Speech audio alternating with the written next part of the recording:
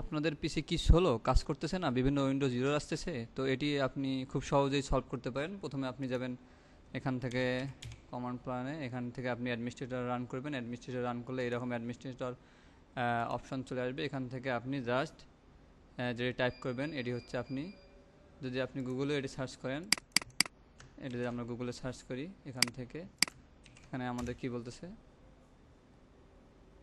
এই দেখতেছেন, এখান থেকে আপনারা অ্যাডমিনিস্ট্রেটরে যাবেন। অ্যাডমিনিস্ট্রেটরে গিয়ে SFC স্ল্যাশ স্ক্যান নাও দিয়ে এন্টার দিবেন।